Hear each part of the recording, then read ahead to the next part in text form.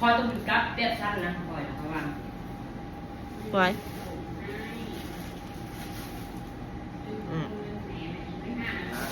ไว้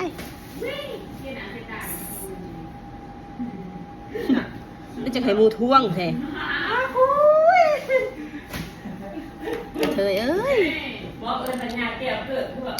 คุ้นๆเนี่ยว่าตัวเองเคยไปโอนหรือซีสัญญาแก้วเกิดตลอด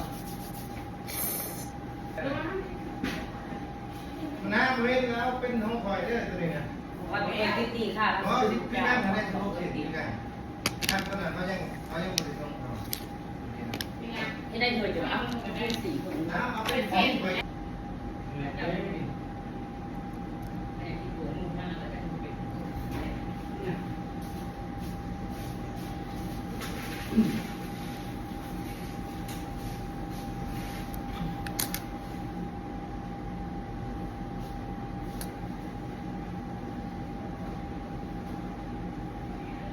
เขาเลยมีแต่สร้างเงินในอากาศ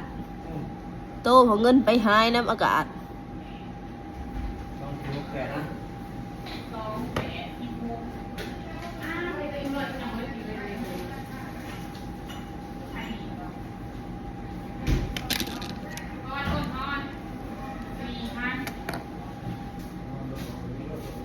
ปัดไปก่อน เดี๋ยวอ่อนเองจะไปงานไหนงานอะไรจะใหญ่บ่ไปหลายงาน3 งานผูมือนี่จะมาได้จ้ะเดินสาย2 งานแต่ว่าเมาบ่ได้เพราะว่าค่าขายหมูจ้ามันนี่เธอไปบอสตอนเที่ยงนะตอนเที่ยงเข้าไปนั่นเองเรารับมาเข้าไปนั่นเองเราเอาไปไหนก็อินดี้เนี่ยเอาอะไรอย่างวะ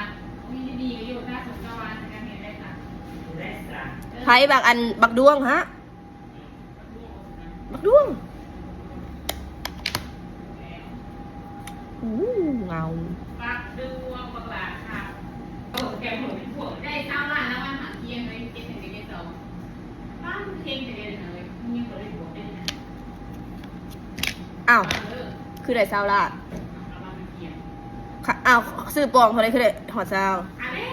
มันสื่อปองคือโป๊ชั้นสองพันไม่ได้ตลาดโอ้ยประเทศที่ชาวบ้านแกมุ่งใหญ่มากใหญ่มากพี่โอนมาพี่ความใจทุกพวงนะฮะเป็นอะไรเอาโอนเงินปีละเอาออกมาและอีนี่มันก็เรียกว่าอีเท่าถ้าผมมีชื่อมีเสียงเรียกซีเรียกซีมันก็เก่านะถ้าไม่กูเมื่อวาน